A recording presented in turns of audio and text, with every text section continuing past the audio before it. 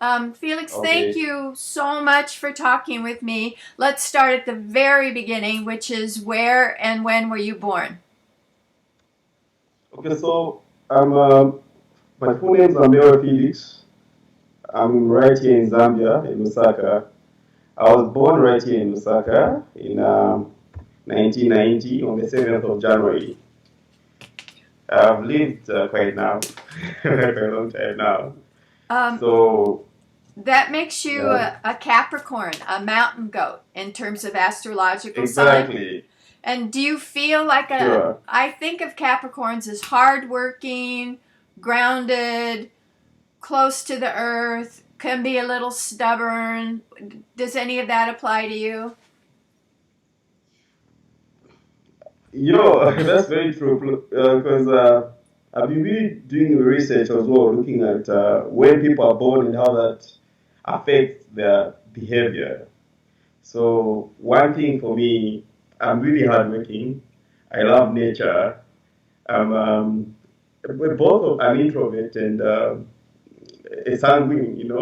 I'm a person that really do what I feel is right, and my mind is hardly changed when I believe in something. It's just that.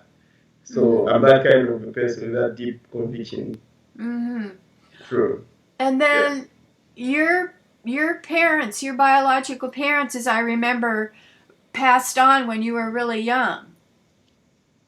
My dad Your passed dad. on when I was young, yeah, but my mom is still there. And she worked So selling food on the street so that you kids could yes. go to school. So I've been raised up by a single mom. We're eight of us in my family. We all seven guys and one lady. Uh, right now we have five graduates in my family. Two more guys to go.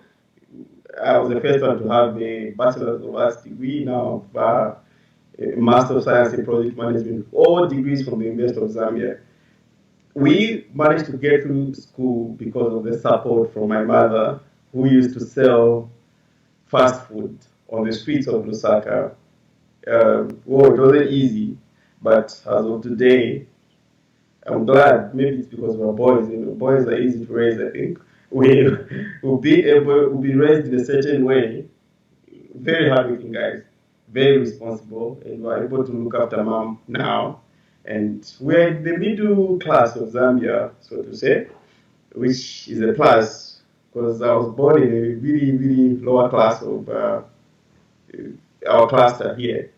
But now, getting higher and higher, hoping I get to the first class of Zambia in a few years from now. Is you are you the first one? Are you the firstborn? I'm the second, but first I'm against the guys. Oh, First you're. one is a lady. Oh, so the oldest one was a girl. Yes. And But my parents really wanted to have a baby girl again after me. So they kept on having boys and boys and boys until the eighth son. how is it that you were able to go to university without your mom having much money? So we still have the loan or the bursary system now in the Zambian education. So if you're amongst the people that get the grading system, which is like distinctions or merits in your grades at after high school, you are given the chance to go to university for free, though you pay back after you finish. So that's what happened with me, my young brother, and the other guy. So then I was able to pay for the other two. I'm still paying for the other gentleman also, my young brother. And did your sister graduate from university after you? No, my sister, who is our firstborn, she only went up to 11th grade and she fell pregnant, got married, and today she has five boys also. So that was the end for her in terms of school. Mm-hmm. And why did you study what you chose in university? What drew you to that? So I come from a Catholic background, and I've been largely influenced by religious teachings, though later on I discovered a lot of things to do with spiritualism and all, and really what it means to be a spiritual person. So when I went to university, I just had one thing in my mind. Because of the background I had with a lot of struggle, I wanted to study what poverty is. So I went straight into development economics and all. And I was given the chance to do a double major degree in with philosophy. So I did with the philosophy and applied ethics. So with that Catholic background, I knew so much. I'd read a lot about Aristotle, Plato, Thrasymachus, Anaximander, all those Greek philosophers. So it was easy for me to blend in. And just the kind of a person I am, I'm curious. I'm a very inquisitive person, but not nosy. I really love to find out what is out there, what is new. So that drive in me made me to get into philosophy and settle in easily, and at the same time do another degree in development economics. And it was really rigorous with a lot of math, statistics, and all, with a lot of bulky reading in philosophy. But it was easy. I managed, I think, because of who I am. Mm. Um, what is the influence of your tribal background? I know, like, I interviewed a young man in Kenya, and he was initiated into manhood when he was around 12, which caused big changes in his life. And I wondered if you have any similar experiences with the influence of your tribe teaching you about being a man. Okay, my dad wasn't just like my grandpa. He wasn't so traditional. I think generally Zambia, it's not a very typical cultural country. So especially for those of us who are brought up in the city, in the urban, like in Lusaka, we are more exposed to a Western kind of culture. Though at the same time, our culture has a lot of influence on us, not to do with us passing on to becoming men, but mostly it's to do with the language, food, and social relations. So what I really point at is at home, where we're only, like mostly we grew up as boys, we're always told to be looking after women, to look at them as the weaker gender, then they need our help. So that's how I've been raised, to look after women. And it's been easy to look after my mom because I've had that mindset, which culturally it has been embedded in me to look at women as somebody that needs my help as a man because I'm biologically stronger than them. Though on the flip side of this, maybe it could be because of the way we were raised or because we didn't have too many girls at home. We used to do a lot of home chores, practically doing everything, dishes and all those things. And our neighbors would laugh at us, girls around would laugh at us because we'd go fetch water, clean the house, we'd sweep outside, we'd be washing, I'll be putting my young brothers on my back, we'd be doing all sorts of things, bathing the babies and all.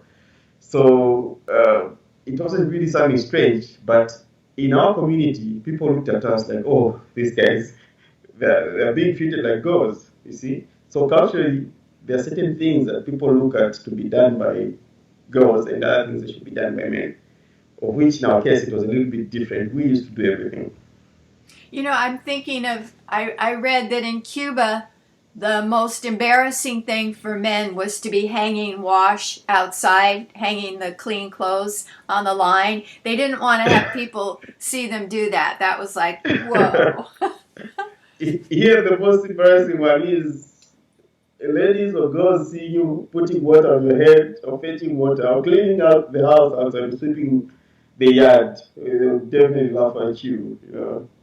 Is Yeah. that changing, or is that still pretty common? Well, in places like where I grew up from, it is still a laughable matter. Girls still laugh at boys for fetching water, for carrying babies on their backs, and yeah, it's still common, but it's a little bit different now in some areas like where I am today, where people look at it as a normal thing. And there's even a deliberate policy from the government where they encourage boys to be treated the same way as girls. So slowly that is changing. Did you have an initiation ritual? No, no, no. Actually, there's only one tribe I know in Zambia, which up to today follows that old tradition of circumcising boys when they're about to become men. It's mostly found in the western part of Zambia, which is like less than 1% of the Zambians.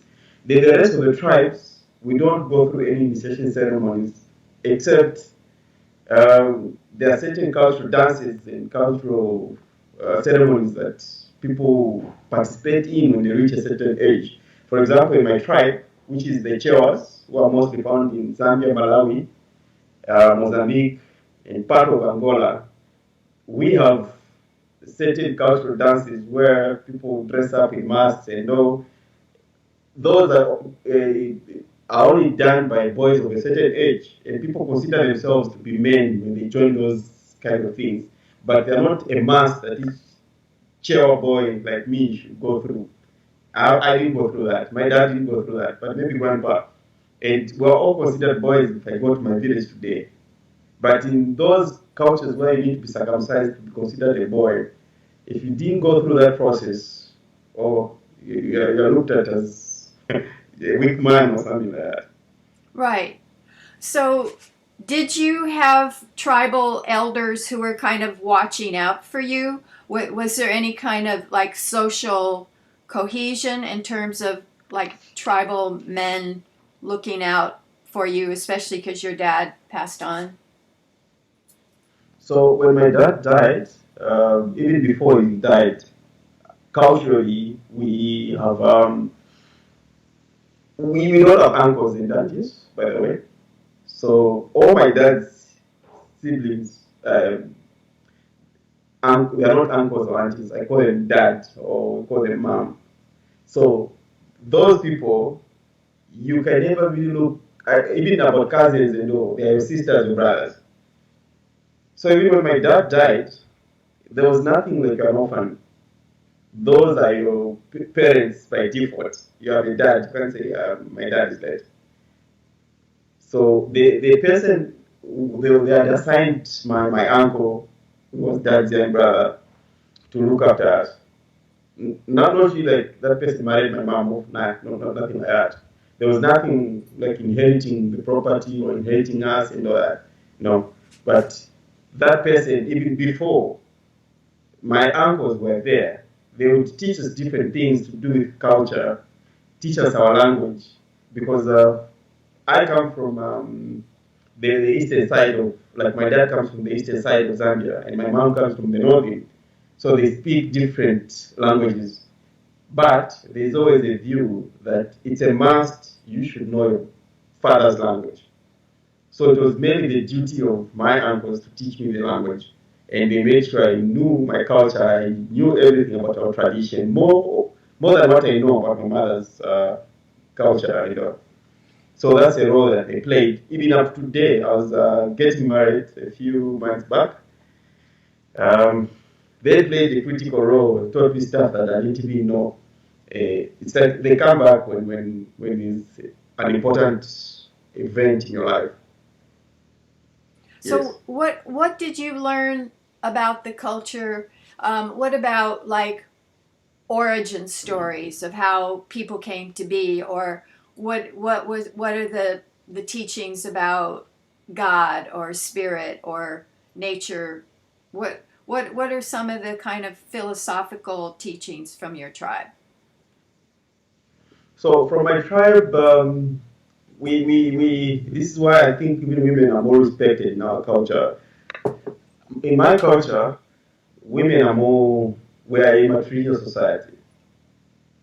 So we have, there's still an existence of ancestral worship, but we have the prophetess, the priests and all, they are all women that manage the shrines and all. Even the mother to the king or the chief is a very important person, and the chief himself in my culture.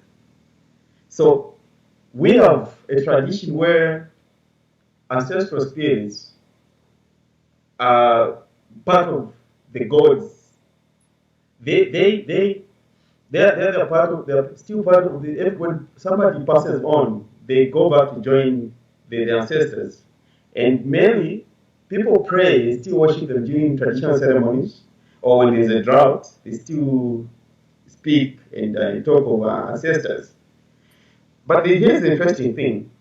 Right now, we have a hybrid where people have merged Christianity with our culture. So those people worship ancestral spirits. At the same time, they say those spirits are with God, which is a Christian God. So they do a lot of songs, drumming and all that, or appeasing the spirits by using beer, all different kinds of alcohol. They offer. After harvest, They offer. yeah, there's all Like those you pour they offer libations of liquor on the ground to give to the ancestors. Yeah. yeah. They still do that. But I've only witnessed that because of visiting my village. My dad was a strong Christian. My mom is a strong Christian, just like my grandpa, who he was a Christian, but a little bit more cultured than my parents. So I've not had a lot of influence, nothing at all from my culture, except we're still able to use herbs. We're still able to believe in those tattoos and those things that our traditional medicine. Why? Because of my cultural background. That's the only part I think that still has influence up to now. I have no problem using any roots or any leaves or any kind of shrubs that may be given to me when I'm sick or anything. Mm. When a chief is chosen, how are they chosen? Or is it simply the oldest son of the previous chief? Being a matrilineal system that we have as Chewas, the lineage of passage for leadership in terms of chiefs, it's always from the man's side. For example, I cannot be a chief in my village, but my cousins who are from, those are children from my aunt, like dad's sister. Those, if my dad was a chief, they're the only ones who can inherit our throne, not me as a son. Yeah. So there are all kinds of traditions that are done, different practices when they are putting a chief on that throne. So the chiefs, the children of the chief's sister or daughter become the chief? The children to the chief's sister, they become, yeah, automatically, like I can become a chief to from my uncle's side. That's from my mom. Got it. What else did you learn about what it was to be a man besides you protect women? Because young men that I'm talking to in the States say that around middle school, they got all kinds of messages. You shouldn't be feminine or a sissy or like a girl, but it wasn't clear what it really meant to be a man. You just knew that I shouldn't be unmasculine, but I don't really know what it means to be a man. How were you taught what it was to be a man? Well, I think I'll speak for Zambia. Maybe it is called a common practice for most African countries. We in Africa, it's very clear. There is a very clear distinction between a man and a woman. Why? Because of the way we're brought up. Each and every time in Africa, you are taught what to do as a boy from childhood until when you grow up. So examples of things that you'll be taught as you grow. As a man, you are more powerful than a woman. As a man, you need to hunt, or you need to find food, or you need to fend for women, you need to look after your family. As a man, you need to protect women. As a man, you're in charge. As a man, you see, so there are like at least a bunch of all things that define who a man is in our system, which with the ladies, they will be, of course, taught to prepare food at home, to clean their house, to look after babies, to help out the mothers at home, and to be submissive to men, you see. So there's that clear distinction. You know that, for example, no one should call me a sissy. Why? Because I do not do certain things that women do. You feel more powerful because by virtue of your biology, and it's really emphasized in our culture. You know, there's kind of a stereotype picture of the African woman carrying the fuel, big load on her shoulders, the water on her head. So there's this picture of the woman doing the hard work of fetching water, firewood. Is that an exaggeration, or is that accurate? Well, I'll tell you two things, girl. By the way, right now, the kind of work that I do, I work with farmers, I work with people in villages. So I'll tell you practices that are common. For example, we train farmers in conservation farming, organic farming, you know. So what I see from my own observation is that when it's time to do the actual farming, tilling of the land, plowing and all, mostly, more than 85%, they're women. And But do they use here's the hoes gist. or do they use They, animals? Like, they use both horse and animals. Those that don't have animals, they use hands. So now here's the interesting part. When you harvest, men show up.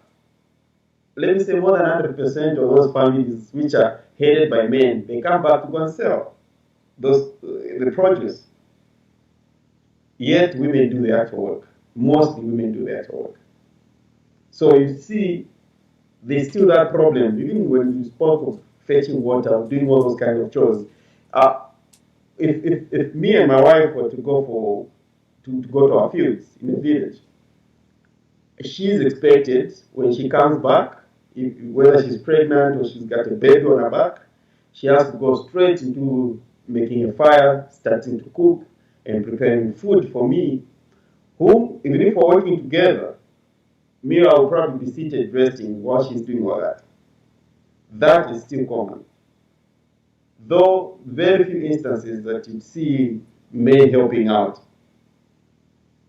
so what are they Yeah. doing? What are the men doing when they're not, if they're farmers, if they're not, if the woman is doing the work, what's the man doing? Mostly men would be either drinking beer or just be chit-chatting with their male counterparts, you know. But mostly, yeah, it's about that. Is there any kind of movement for change where women are saying, that's not fair, A I'm lot working of harder than you? yeah, there's a lot of civil society organizations that are advocating for gender balance in terms of roles that men can do and women should do in villages. But in Lusaka, like here in the urban areas, it's people know like I can't do this. Like here, me at home, my wife and I both work. I'm able to help her out. We knock off late. We prepare dinner. Like we help each other. Like, I know she's tired. I'm tired. That is not the same story in my village or in all these areas that I will go to. So this is one thing that even my organization, we talk about when we're teaching farmers about conservation. We tell them, one, look after the earth. The earth will look after you. It will give you a good crop. Then the crop will take care of your hunger. But there's now home management where you are both contributors to the income in the home as a wife or and the husband. Therefore, there's no one who should be superior than the other. Actually, when you work together, you can even make more money, you can do more, you can be so productive than where it's only a woman and the kids who are doing much of the work. So there's been a slowly, very small and minimal change in response to men accepting to be equal to women. It's good progress, but it's quite slow. Hmm. Um, Roughly what percent of people graduate from high school, say, in Zambia? Zambia is the beauty with our nation is that education is free from the first grade up to the ninth grade. In some cases, even the last grade, grade 12. So we have more than half of Zambians who can read and write. They can speak good English, they can communicate. By the way, now even in Chinese, because we have a lot of Chinese who have come here. So even our education system now has put French, Chinese, and English, though English is like the main official language. So we have people between the ages of 14 to 35, more than 75% of us can read and write. Then because our population is about 18 million people, then about 2 to 3 million of that number, they are degree holders. So it's quite substantial. Then the rest, like three quarters of them, they have craft certificates and or at least a person has a trade. But most of those people are men, for obvious reasons. They are boys. Mm. When you're teaching conservation, what are you telling them to do differently that they haven't done? Like, do you say rotate crops, fertilize with animal fertilizer? What are you teaching them that they haven't done in terms of organic farming? So the time I was in my final year at school, at university, I remember we used to chat a lot about what we used to do in terms of charity and all that. Out of that, an idea came to me on how I can contribute significantly to humanity or to Zambia. I looked at most of the people, for example, myself, I struggled to have food when going for work, for going for school. I had to, I had to look for food every day, help my dad, help my mom, just for me to go to school. So I said, okay, what can I do that will contribute significantly to Zambia? Then I started doing all that charity. Mainly it was about mentorship, encouraging people to go to school, teaching voluntarily, teaching people to read and write. Then, towards the end of my final year at uni, I said, okay, what do I do? Charity, yeah, it's good to give out, to give back, but I need something which will be more tangible. Then an idea came.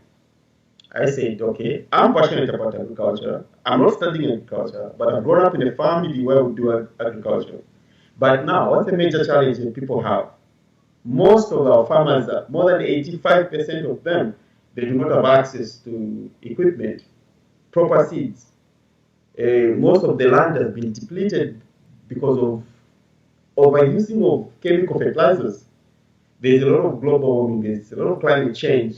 People can no longer produce the same tonnages of corn as the way they used to 10, 15 years back. So I said, okay, what do I do? This is quite a big challenge. Yeah. I sat with my friends because in our organization at the University of Zambia, I had friends from the School of Natural Sciences, the School of Agriculture, the School, all the faculties. So we met together and started brainstorming to say, can we find the simplest way, cheap, almost free, that our people can use? So we started having pilot studies, demonstrations. Then we met, there's an organization called AgriHope. We met these guys. They're based in the US and in South Africa here. So we got their concept, which they're calling farming God's way. Then we got that concept and added our own technology. Our technology was this soil restoration. How do we do it? The humus, the biodiversity in the soil has been killed, has been destroyed. How do we bring it back? You need to take it from somewhere and come and put it in this soil. Then how do we keep virgin land to be still virgin? Then we said, okay, we looked at the practices that people had. We said, this is not helping you. Fertilizer that, of course, the government is giving you is good, it's free, but it's killing the soil.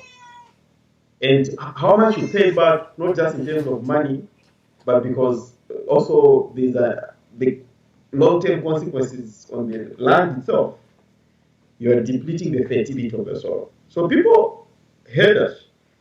So we started volunteering to go in villages to teach them about this model where we would use ashes, we would use manure, we would use compost-made manure to restore soil fertility and increase on people's yield.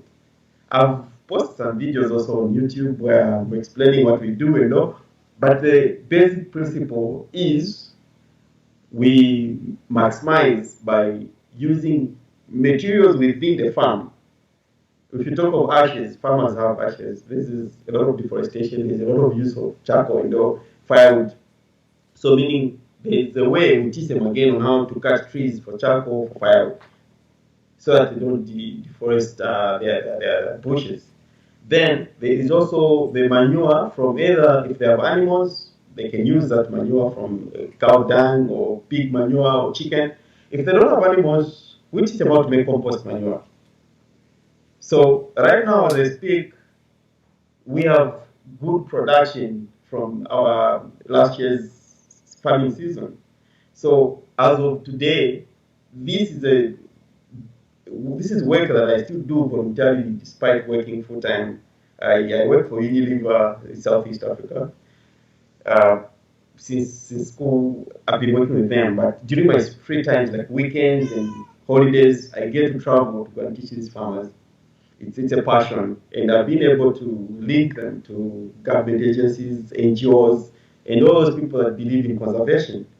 Though, in terms of numbers, I can say out of the 100 farmers that we have, for example, maybe only less than 10 are fully practiced in conservation farming. So it's still a long way to go, but I'm optimistic that we'll be able to do it. If someone wanted to look at the videos that you've posted on YouTube, what would they search? So you can either search for Felix Mbewe or you can search for Love for Humanity Foundation, because that's the organization that we run. Then you see there's a Love for Humanity page on YouTube, and there are videos that are there. Did you co-found Love for Humanity Foundation, or are you the originator?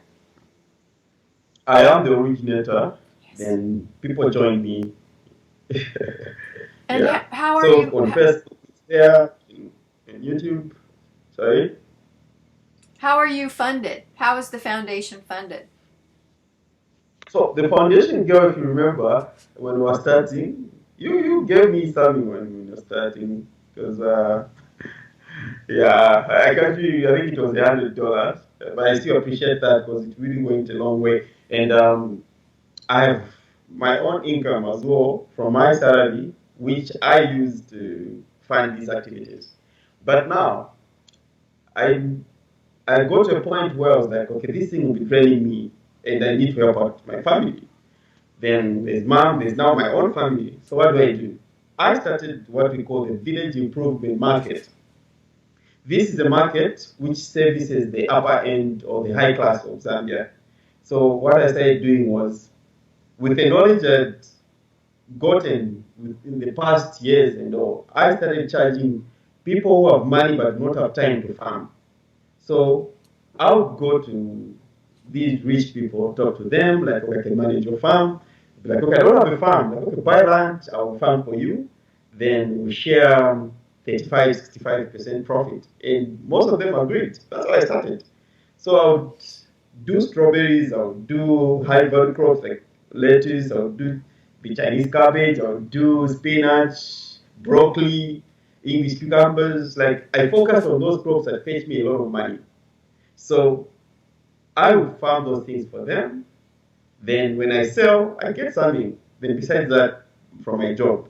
And when those people saw the interest and the passion that I have, things that I still post today on my Facebook and all, they started coming on board. The government, NGOs, the UNDP, like different people came on. And I was like, okay, this is now a blessing. It has taken me over 5 years to build, and it's worth building. So the council, the municipal council in Lusaka, gave me a space where to trade from. So I use it. People pay to vent, and they bring different things, not just farm produce. If you want to have a look at that, you can search for a flea market. It's called Chikwalen. It's there on Facebook. You will see people come to trade about companies like Coca-Cola, the same Unilever, our company, our breweries, well, like all kinds of companies came on board just to support me. So it's not been easy, but because of the dedication and my own input and doing extra work to support what I do. For example, my budget in terms of dollar, just to go and teach 100 farmers in 4 days, I need about 1,000, 1,500 because I have to travel like for more than 1,000 kilometers going and coming back. Then I have to stay there. I have to there's this mindset which I'm trying to change also. People, when somebody from the city like you goes there, they expect you to give them something. But what I usually do is I always tell them, so I'm bringing you knowledge and you need to keep me, you need to feed me. But in the initial stages, you need to first pay them just to entice them to join the program. Though with those that I started with way back, that has changed completely. Sometimes they even send me transport money. They buy my fuel. I'm like they're so excited to see me. So, but that is the common practice because the old NGOs girl used to come and dish a lot of money, and people have been accustomed now to that, where they feel whenever they see an NGO or a company from Osaka or from the city, they have money. So there's that spoiled mindset that people have up there. And it's what we're struggling with as startups or as local NGOs or local social enterprise. Sure. Water and drought is a big problem around the world. That's probably going to be one of the key problems for the entire population of the world. What do you find in terms of like boreholes, water wells drying up, and what's the water situation? Because that's the key. So, I'll tell you this. In Zambia, this is the whole reason why, even up to today, we have even there's what they call water retention that we do under our program. So in this program, what we do is potholing. Why? Because we've seen a lot of droughts. Way back when I was young, we would have rains for more than 4 or 5 months, but today it would be like 3 months only, and the rest of the year it's dry completely. So it's one of the things that led to what we do. Our system retains water because when you dig a hole, it's about 1 foot size, then about 6 inches in terms of depth. Then what we do, we put grass at the bottom, then you bury it a bit with soil, then add manure, put your ashes, and put grass, like dry grass again, then bury with more soil, then plant on top. So what happens is I would cover my crops with leaves, dry leaves, or grass again. Mulch. When it rains, yes, I have enough moisture captured right inside there. So those are the simple techniques that we're using. Why? Because there's a lot of drought even here. And like for example, in 2018, in central province, a place close to Lusaka, we had farmers who did not harvest a thing. And that is the place today where a lot of members for our social enterprise. Why? Because those who had listened to us and practiced what we teach, they were excited, they harvested. And people were buying maize from them, they were buying corn from them, they were buying pumpkins from them. Why? Because they had practiced conservation farming that we teach. Yeah. In villages, do they have solar for electricity, or do they still rely on like kerosene lamps and don't have electricity? Oh, so they don't have electricity, but there's one thing, there's a drop in terms of kerosene use. Why? Because of the Chinese. You know what they've done? It's a good and bad thing. They've brought in very cheap solar panels, small, like this. like this notebook. And those solar panels are powered by a small battery and an inverter. And people are able to use both just lighting and just to charge their phones and all. So there's a lot of use of those solar powered lights. But for cooking, there's still a use of firewood. But that's problematic because then they denude the forests, which makes the climate more arid and less rain. So, is there any substitute for firewood for cooking? So I, in partnership with another colleague, we came up with a biogas stove, which to make is quite expensive, but it's like for me to sell it to a common Zambian farmer, it's close to about $250 to $300. But people live on less than on $1 here a day, you see, which is, yeah, it's a truth and quite sad. So for people to give me that $250, it will be like something they need to work for like 3 or 4 months. So it's still work in progress for us, but there are other people who come up with models where they use, they maximize on the pressure cookers and all that using charcoal. Also the use of cow dung as a source of energy. There's also, I've seen people are using coal and different things.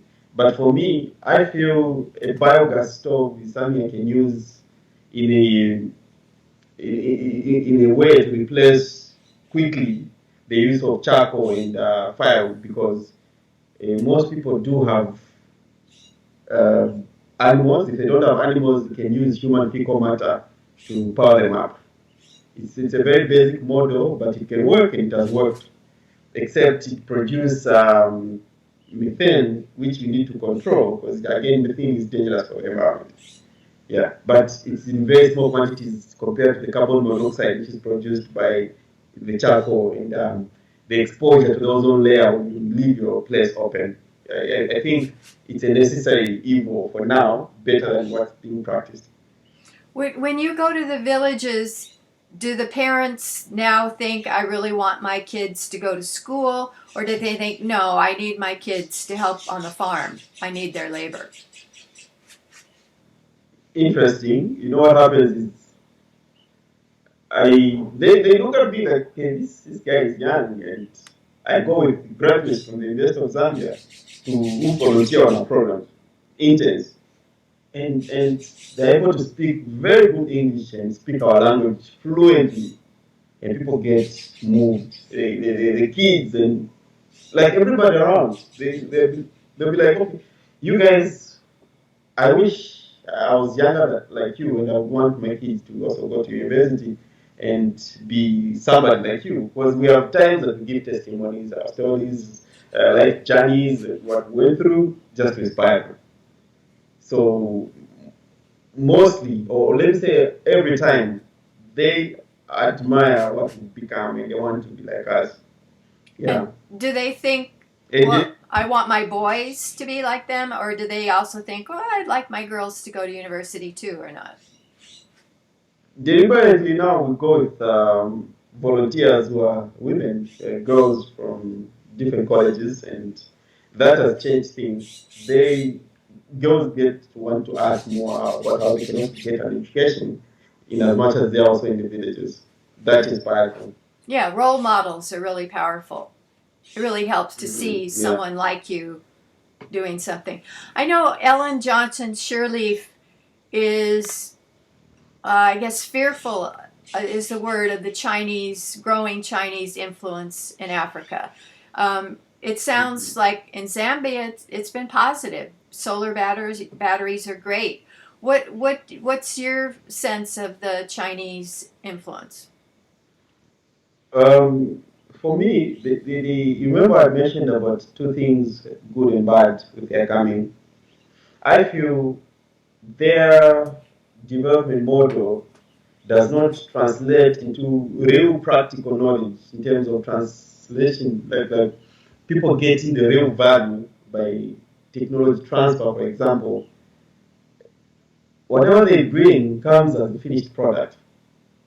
And whatever they're making here, they're simple things, basic things, which I feel policymakers should do more so that whatever comes with them is taught in our locals, people get to know.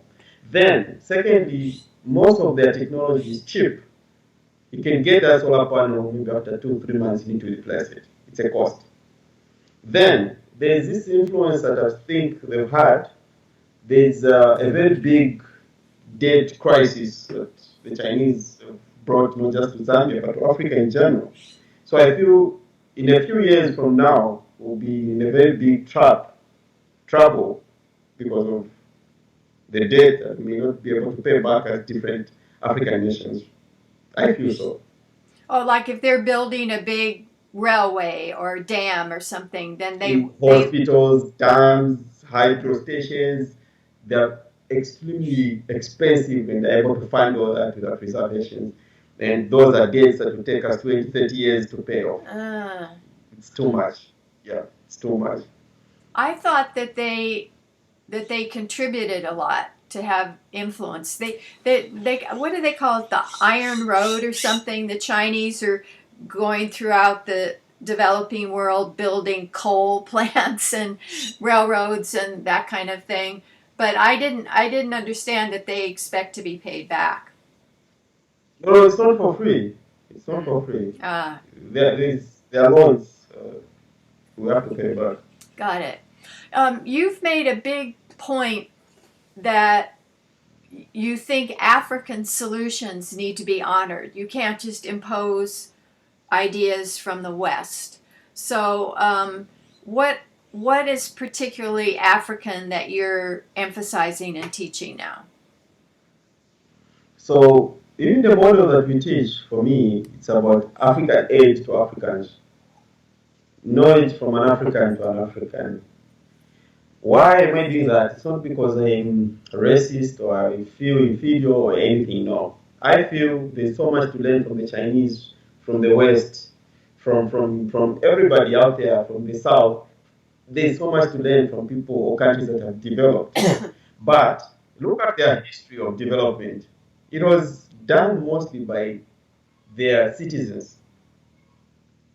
So those were like local entrepreneurs, local innovators. That's what I'm teaching for me. Even when I come up with these models of farming, I tell my other graduates, my friends and all to say, look, if you have a degree in aeronautical engineering, civil engineering, any kind of field, mathematics, whatever you call it, if that degree or that college diploma has no impact, direct impact on the people or on anything that surrounds you, then it's a sheer waste of paper that you have. Because what you're doing is just memorize, replicating what somebody taught you, which doesn't make sense for me. People initially used to think was there's a lot of philosophy in my head, I thought like, okay, a little bit now crazy, but that wasn't the case. I think outside the box. I feel education must have real value. If what I learned in university cannot be applied, then that's nonsense. It's nothing for me. I think you also question the Western idea of democracy as they impose it on Africa. What's your feeling about what good government stems from? Well, I think democracy, for me, I look at it from both angles, where it's good and bad. But with a lot of influence from the Western culture and the way maybe you guys look at democracy, I feel it's a little bit different from the way it's being perceived here. And when you talk of liberty, freedom, whatever it is, my basic rights, or doing things that should only harm me, if I don't harm you, then that is okay. I feel with the background that Africa has, where people view society as a collective thing, you have responsibilities towards yourself and the next person. But my freedoms or my doings or actions should not affect you negatively. And again, the definition of what is good and bad should not be selfish, both to you as the person I'm respecting and to myself. But the objectivity in that should be, okay, this is Africa, this is Zambia. What do Zambians believe in? Do they want a president to serve 4 years? Do they want to be ruled by a politician? Do they want a chief? Do they want a king? Do they want a group of learned people? What do they want? If that is respected by international agencies, different countries in the West, then we can head somewhere. But if you bring a model to say, okay, this is the American system of democracy, we want you to do ABCD, it becomes a problem, it becomes problematic. And that's where you've seen a lot of resistance from different countries where you've had dictators, you've had people forcing themselves to stay in power.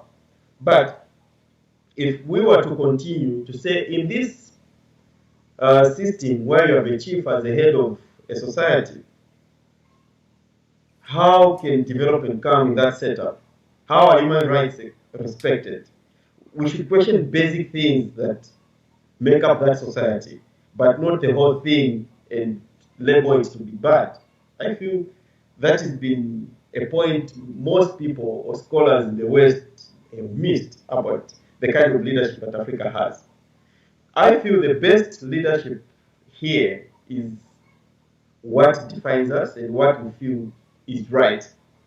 And people should question only the building blocks of that kind of leadership and make changes within that framework and not change the whole thing. No.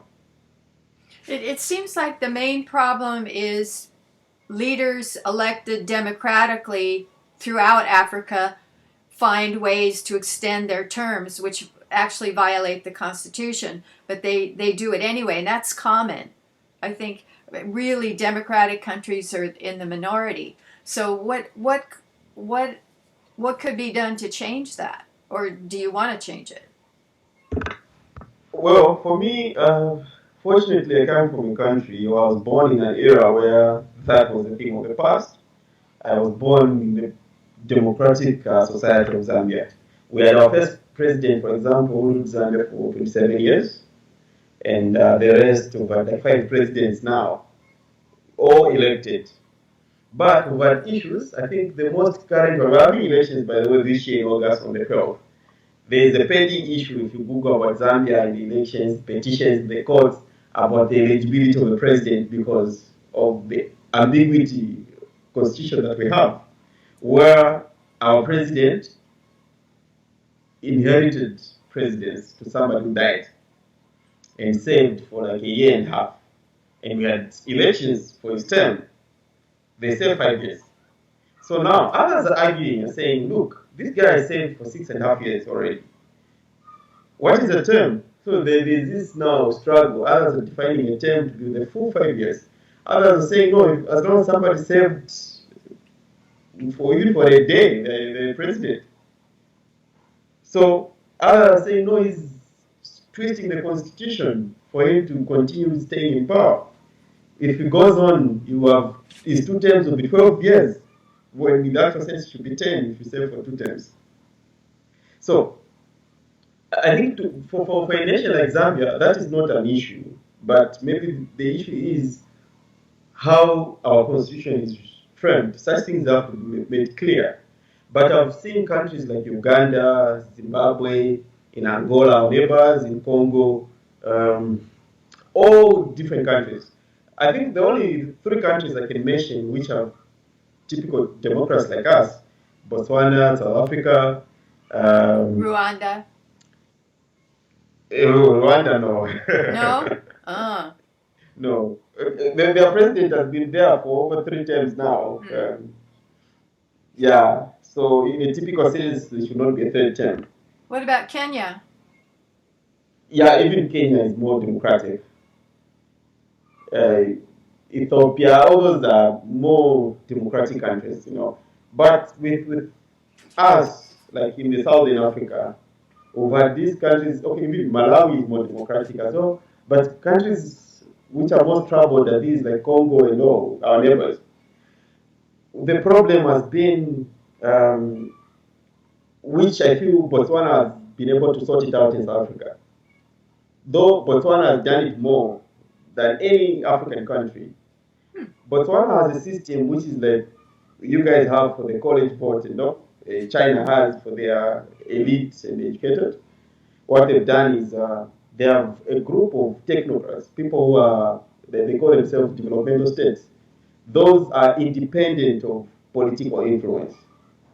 If we can have that system adopted across Africa, we will not have issues to do with somebody waking up and changing the constitution because a president, they're about the law, they feel they are more powerful.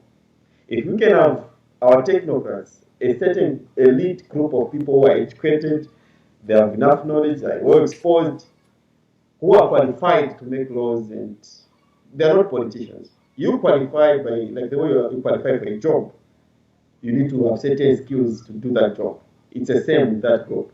It should be the same across Africa. They will not have issues with governance. But we have issues because there's a lot of patronage politics. People want to cling on to power. People want to please their political cadres. People want to please those who are loyal to them. And that's where the problem is coming in. It's Yeah. kind of like Plato's philosopher king that you're talking about in a way. Exactly. Philosopher kings, yes. But who picks the Exactly. technocrats? That's the issue, right? So that if it's a statutory law, it's easy because the system governs itself. You need to be eligible for that kind of work. It's not like a politician. You're like a civil servant. You work for the government. Yeah. Except you have special duties towards your country. Hmm. The other challenge, Bill, that I've seen is, which is a little bit different in Africa in terms of politics. There's little now after. By the way, I think this was caused because of the diminishing now of socialism. It was there, but it's gone. There was before. There was a lot of a very strong self and national identity. If I'm Zambian, wherever I go, I meet a Zambian, we have something to talk about humanism. We'll talk about Ubuntu. We'll talk about something that defines us as Zambian, which was really pushed because of political ideologies. Then, when there was socialism. But when uh, democracy came, all that was scrapped off. It was each one for himself. Oh. And then the markets. Yeah. So today, as we speak, even in my home country, there isn't much that really holds us together. I know you guys will speak of the American dream, you respect your country, you have all those kinds of things. But here, all that is not there. It used to be there. But today, even our veterans, freedom fighters, they're not really respected the way they used to then. So it's the coming of democracy scrapped off almost everything that had to do with socialism. So to them, it was like a replacement, an overhaul, like replace everything. And today we have a very huge population of disgruntled people, especially people in my age. Yeah. Let's switch topics a little bit. Congratulations on your marriage. How did you meet your wife? Okay, so my wife was my neighbor in back at home. I In knew the at the time I was in sixth grade. in the village? She was. She's a no, in Osaka here, Uh, in the suburbs, if I may say. Yeah, so she's a year younger than me. My wife is very intelligent. She was a grade in school. We were in the same grade. She I didn't go to college straight away from high school because I had to look for work and help out my family. But she went to school She went to the University of Zambia before me, and she studied demography and development studies. So at the time I was going to the University of Zambia, she was the second year, I was in first year. Then she was just my friend, and we started the whole dating thing when she was in her final year, and I was in third year. She was in fourth year. Then she later on went to do her master's from Finland, and then she's very intelligent, and she's still studying up to now. She teaches, she tutors at the University of Zambia. She works for our consultants company. She also works for the university itself. She's very, very innovative. I know one day I should be able to talk to her. So we've been together for quite some time, and we've gotten married traditionally. We haven't done the white wedding, the English wedding, and all. No. What's the traditional way to get married? So in Zambia, which is like a common way in Africa, marriages are in like maybe 3 or 4 parts. You need to go through all these stages to get married. So the first part, the first part is where you take your dowry, you take your money, your cows, your animals, with your uncles and your grandparents. They accept you. When they accept those gifts and those payments, right there and then, she becomes your wife. Then you start going through the right processes now, which is quite lengthy for a woman. I know to be another interview that I would want to schedule with you and her. She tells you what happens and all. It takes between 3 to 6 months for them. But for me, I was assigned a traditional person to coach me through marriage. Then after that, we went through what they call a local term called chilangamulo. Like they show the woman, like the woman's family comes to me with all kinds of foods, traditional foods, and they do all kinds of traditional dances, and they show me what my wife would be preparing for me in terms of food and all. So we went through that process. Then secondly, there's what they call the pico. It's they celebrate you as a man, like okay, we are happy that you're marrying in our family. Again, we did all that. And then there's also another one which they call a kitchen party, more like a bridal shower. I know you celebrate the woman that you're bringing to you. Then some people do a church wedding, which is like going to a priest, a pastor, they bless you, which I haven't done yet. So in that first stage, did you give her family cows, or what did you give as your gifts? Yeah, so for me, when we bought wine, we were supposed to take animals, but because I'm in the urban, in the city, there are no animals. We went with money, bought beddings for my mother-in-law, bought a shed for my father-in-law. Those were like simple presents that we took for them. Yeah. And then when you had instruction about marriage, what were the principles that you were taught? And this is by your uncles or by her family that taught you? So my wife was assigned a person, an elderly woman from her family. I was equally assigned an elderly person from my family, who later on assigned somebody neutral, same with her. They assigned, after she's taught on a family level, you are given somebody who's an outsider, but maybe usually they're from your tribe. So what they do is this. For my wife, the person they assign, that outsider, is a person who should understand my culture, my tradition. So they have to look for somebody from my tribe. Somebody who's going to teach my wife about our cultural values and all that. And so what were you taught? So for me, I was taught quite a number of things, like how to look after my wife, how to respect her, how to look after my wife's family, how to look after my own family, and also us as the two of us, me and my wife, our boundaries, our independence, and our oneness as a couple. Like what did you learn that you didn't know in terms of how to make a marriage work? I'm working on a book about that, so I'm interested. Oh, okay. Quite a lot of things, girl. I was taught, for example, um, if I want to buy a shirt, for instance, I should first buy for my wife. I should buy me 3 dresses or so. That a woman has more needs than a man in terms of hygiene, you see. Then, secondly, I was also told that I'm biologically stronger than a woman. Therefore, I should take my wife as a helper. But a helper is somebody who helps somebody who's doing something already. So if I wasn't working, if I wasn't making some money, then I wasn't eligible to marry.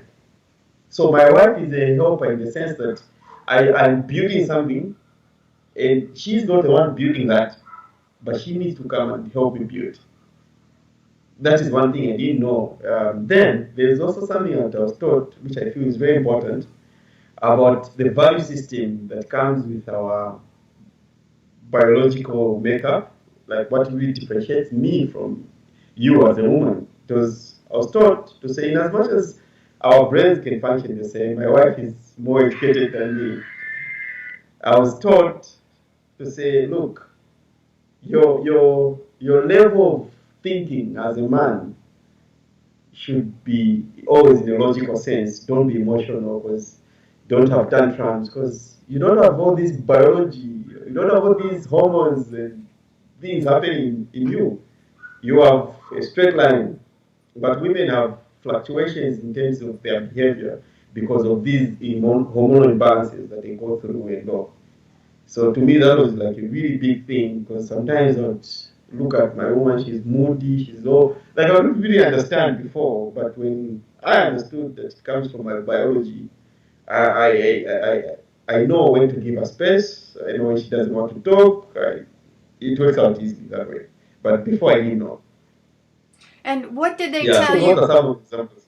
about how to, if you have a conflict, how to resolve it? Because every two couples that lives together, they're going to have some disagreements. So how do you work them through?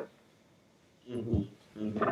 So usually I was told to say if you have an issue that is really itchy, something that can't agree with your wife, Mm-hmm. the first step is, of course, try to resolve it. If you can't, I have a person, she has a matron, I have a patron, a person who are traditional patrons and matrons that we can always go to.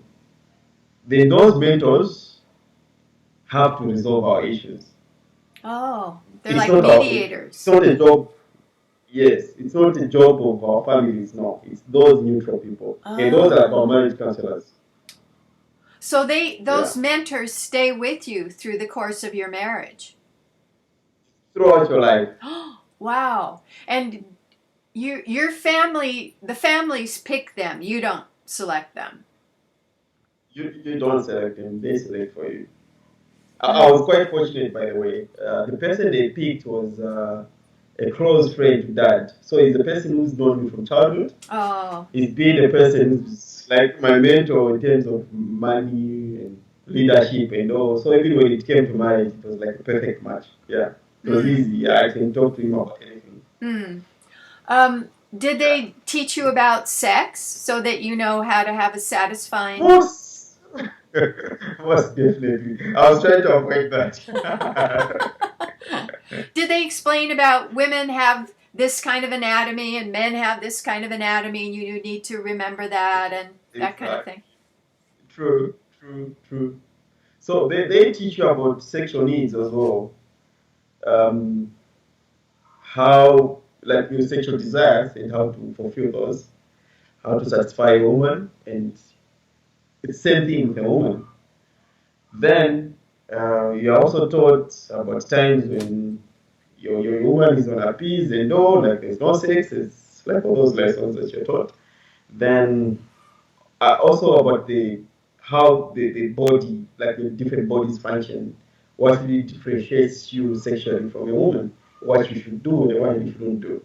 Yeah. Hmm. Um, some people say a common advice is don't go to bed angry. Did anyone tell you that? Hmm. And Sure, sure. have you been able to do that? Well, we've differed before with my wife, and I'm a peaceful person. I do make sure that we resolve any differences that we have. I can't go a day without really resolving an issue. Yeah, I do that with almost anybody, unless those people are just adamant, close-minded, and all. But I do make sure that I make peace. Hmm. What did they advise you about becoming parents? So with parenthood now, we are told to have as many kids as possible if we're able to fend for them. And that our kids, they don't just belong to us, they belong to the community.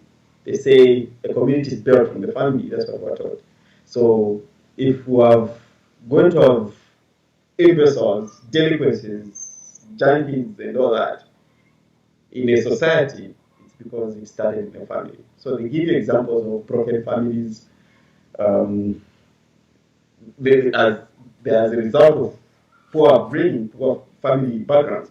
So family cohesion is something which is really important in terms of children. So I was told to say the time you start having babies, first things first, never give your children everything or anything that they need. Teach them a mindset of fending for themselves in as much as you build them. They should not have an entitlement mindset. They should have a caring heart. They should be able to look after each other. And why you should never have a nuclear family? We are Africans, and in Africa we believe in big communities. And what does that do to us? It makes us to be one, because in the universe we are one, and no one is an island. Then that is what builds who we are. So if you build a family based on you, your wife, and your kids, then you are going to have selfish kids who never care for other people. Then, jokingly, I was telling my partner to say, I think I'm okay having just one kid or two. And I was like, no. You see, Africa still has a very small and young population, maybe 4 or 5 generations from now. For instance, Zambia, the capacity of our nation in terms of habitat, we are occupying less than 10% of Zambia. The rest Oh. of the place is the bush. So you can have as many kids as you want. I was like, okay. But you Yeah. don't, do you have kids yet? No, no, no, not yet. Not yet. When will be the right time, do you think? I think for me, starting next year is okay because we've been trying to build something for the kids. After what I went through, and I don't think I'll have a lot of kids like the way we are, like from FMB. I think if I have more, it will be 3 or 4. But I'm okay with 2 or 3, it's fine. Because I still have nieces and nephews, I still have extended family, plus the kids I meet in the work that I do. I feel I can do something for them in as much as they're not my kids biologically. Uh, so it's not just about me as well and just having children. So starting next year, it's okay for me. And my wife will be getting a second master's, so she can probably take a break from school and we can start having kids. Yeah. Mm. What changed for you two that you were just friends for like 3 or 4 years, or what changed so that you started to go into a romantic relationship? So you see, I really liked my wife really from way back, but I think I was a little bit scared and young because she was always, women tend to mature early than guys. So even when we were like growing up together, she was always ahead of us in our group. So like starting to date a kind of a person that she is was like, oh, she's way ahead of me. So in the time when she went to university, I felt challenged and I said, okay, I just have to go to school. So then she was my friend then. She would tell me a lot about university and how interesting life is that side. And she used to tell me like, okay, you're hardworking, you can also do it. And then I thought she was on a different level, not on my level. I started dating somebody else, but it didn't work out. I I was convinced anyway to the bond like, okay, this is my wife. And I made sure when I went to university that I got closer and I yeah, I managed eventually. So you initiated the dating, or she did? No, I did. Um, I think my wife was more has always been more exposed than me. I'm more of a reserved person. I love my peace, my space to myself. I'm not a person that is mostly out there. She's an extrovert. She's outgoing and all. So we're like, we know people are born in November, girl. They're like all over, So her character traits of that person who's very strong character and she's outgoing, which was like a little bit of the opposite of me. I'm cool, I'm collected, I'm calm, I'm firm. But now approaching that kind of a girl was a bit of a challenge. But I had just to man up and started going on dates with her, and it started unfolding very well. She started responding. Would easily. We have a lot of stories to talk about our childhood, university days, challenges that we've been through. Even if with her, in as much as we come from the same background, they were doing quite finer than us, And like her parents were well to do better than my parents, you see. But I think that is the common thing that we have together. We have so much in common. Yeah, so I initiated everything. Do you live just the two of you in a flat, in an apartment, or so you're living the nuclear family business? Yeah, right now we like the two of us because in Africa usually what they do is there are two things that usually happen when you get married. They give you space minimum of a year. You just have to stay the two of you.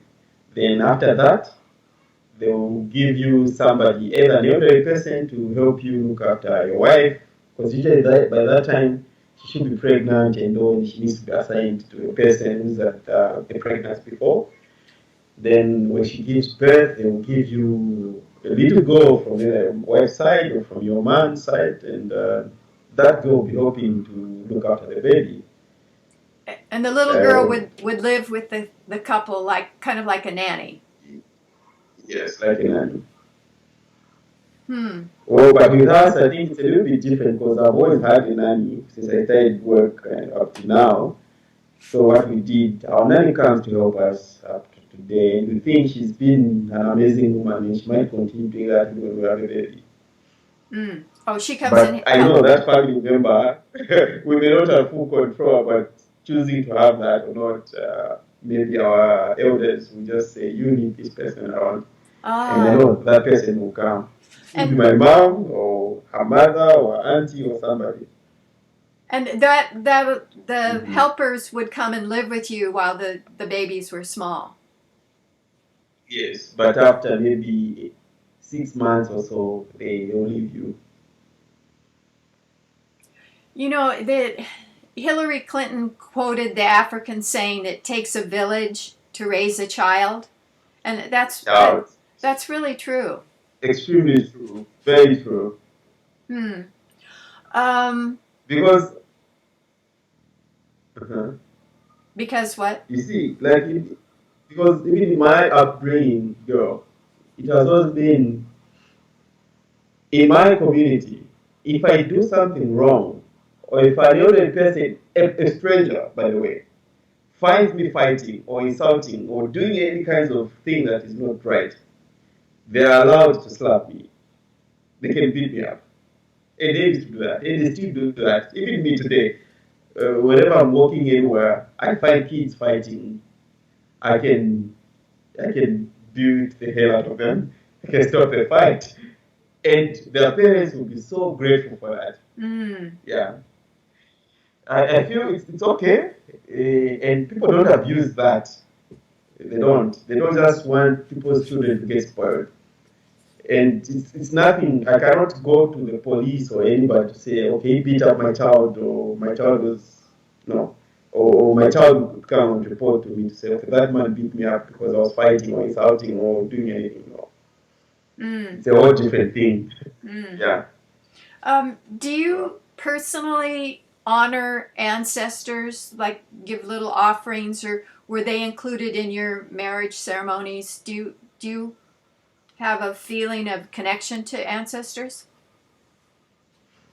Well, no. Our marriage was a typical Christian marriage, though with culture. So in our culture, there were things that were asked to pick. So it was very selective. My wife went through the initiation ceremony yes, to become a wife. I did. And the other things that have to do with the ancestral connection, there was nothing like that. We didn't do that. Because we believe in the Christian God, and we even personally, even from my own philosophical and metaphysical knowledge, that to me doesn't apply. You know. So is your background Catholic? Roman Catholic? Yes. So did you get confirmed, go through the confirmation and the kind of those ceremonies too? Yes. May I ask if you go to church regularly now? No. I think as you grow, this is a common trend that I've seen amongst college graduates and all. What really happens is as people grow, they tend to lose touch with church and all. I don't know what could be the explanation, but for me, I think I've been switching from Catholicism to maybe Pentecostal. Not Pentecostal per se, but real spirituality, if I may call it that way, where you need to discover who I am as a person and my relationship with my environment, the universe, and what like true spirituality in a sense. And it's not about a religious act or reciting prayers or going through reciting the rosary and all. It's beyond that for me. It's a personal relationship with my creator. And that does not require me to sit in church and all. No, it's a little bit different now. I see. Yeah. When you raise your children, will you tell them, yes, the man should be the head of the family and the woman should be his helper? Or how will you, what kind of message will you give your children about gender roles? So I think for me to have kids who are going to be very responsible, they need to be given definite answers about what family is. So for me, what I'll do is my children will know the role of a woman and the role of a man in the house. What really differentiates them is one, their biology. This, I know there's a lot of things now, transgender, binary, like all kinds of crazy things that kids now don't even know who they are. So I wouldn't want to corrupt my kids by such information. But I know because society is always evolving, they will be exposed to such things. But I would want them to know just these two, male and female, sorry, and what differentiates the two. And the basic distinction for me is biology. And I will not teach them to say you're a boy, so you can't sweep, you can't do these chores, you can't clean. No. That will be done by all my children. And I would want them to have mutual respect for each other. They should know that, okay, this is my sister, this is my brother, I need to care for this person. I think it will be so much based on respect and care for each other. Beautiful. Sure. What kind of work do you do for Unilever? It's not farming, right? No, no, no, no, no. I'm in business intelligence. I'm a business analyst there. So I work with numbers. Hmm. Yeah. Hmm. Is there anything else that you would like us to know about growing up male in Zambia, or how to make a marriage work, or anything else that you'd like to put out there? Well, I think one thing I would love to put out there is I feel with a very strong objective mind that marriage, there's a lot of things that people can learn from the biblical principles. I feel, especially when somebody reads so much from the New Testament and what it talks about marriage and law and the Christian values about marriage, no one should ever deceive anybody that Christian marriages are dictatorial. No, they are not making a man superior than a woman. No. I've come to learn actually that the God in the Bible respected a woman through and through, actually. And the Bible teaches us to, when they say a woman should submit, it doesn't mean that she's lower than me as a man. No. It says the man is the head, the woman is the helper, and this helper needs to, you can never help me if you do not know what I'm doing. For example, if I'm a mechanic, if you cannot be my helper if you do not know how to fix a car. You need to have knowledge to help somebody. You see, as a farmer, you cannot help another farmer. For example, the work I do with farmers, I cannot help farmers if I'm not well equipped with knowledge about farming. So to me, it tells me that okay, these values that were taught in the Bible, in the Christian setup, they're actually so powerful, and people just misled them. Like they feel, okay, I'm the man, I'm in charge, but the Bible doesn't mean that. No, no, it says that person is a helper. And then if you've looked at all kinds of examples in the Bible, great men have fallen because of women. Why? It's because women are powerful. Their influence cannot be ignored. I'll tell you, the things I have now, I didn't have them.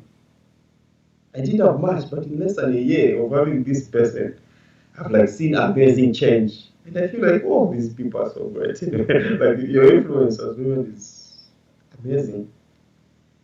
Why? Because my wife understands her role. And in pushing this family, trust me, I grew up with mom. Women spend time most of their time with the kids. Meaning what? She's in charge. Literally, she makes the budget at home. She decides this. Like, I don't even understand why women fight for equality when they have everything. It's them who are in charge. As men, we're practically following. My wife tells me, like, oh, we need ABCD, we need this and that. And I'm like, oh God, this woman, she knows so much, like things that I just start doing, you know. Because I feel a woman has, I don't know how you people are made as women. Your mind can multitask. My wife will be cooking, she'll be like watching TV, she'll be on the phone with her friends, she'll be sending WhatsApp messages to her mother. But me, I can't do that. Me, if I'm on my phone, it's just my phone. I can't do two, three things at a time. But women are able to do that. Even in these villages that I go to, you find the woman is preparing food. She's busy backing the baby. And she's just from working. She's from doing work. I'm like, my God, these people are so talented, so gifted. So to me, if somebody was to ask me who's superior between a man and a woman in terms of gifts, abilities, I think women are more gifted. Except our society has elevated men falsely, when actually, in the real sense, a woman has a lot of abilities than men. And it's a more reason why, in terms of maturity, a 12-year-old boy and 12-year-old girl, like, can't compare them. They are reason to be far much great. Why? Because, whoa, you guys, whatever it is that is in you grows up faster, quicker than us. It's something you cannot take away from women. So, with all these things, having said all this, I'll make sure that I teach my kids all these abilities that they have. You as a man expect this to happen to you. You see this, and that in a woman. So I would still urge people out there that the biblical principles about marriage, for me, they've worked out. They've worked out for my mom and dad, grandparents, and they're working for me. Do not just be misled by those that will make you misread what is in the Bible to say you are in charge as a man, you are all powerful, you are this, you are the head. The headship means leadership. You need to lead somebody. And you cannot force somebody to be led. No. And that's the only reason why it says submit. And people get to submit because they believe in the head. It's the same thing with nations. We cannot all be leaders, we cannot be presidents. The other has to be in charge, the other has to be led. It's a simple principle. But it doesn't mean that the president is above the law or the president is more important than the citizens. It's actually the other way around. It should be servant and it's not a servant and master relationship. No, it's the leader is a servant in that sense, and you have these people that you are leading. So as a man in a house, in a home setup, you have a bigger role to look after these people. And unfortunately for some homes, like my home, when my dad passed on, my mom took up both roles, and she made sure that the role of the man in the house was communicated to us. To say, even you, at some point, you're going to have a family. You see, and you need to do ABCD like what your dad used to do. And it's exactly what I'm doing. In Zambia, sure. Do some people have plural marriage, or is that not in Zambia? Well, Zambia is a very cultural, diversified country. We have more than 72 tribes in a small nation like this. And each tribe has its distinct behaviors.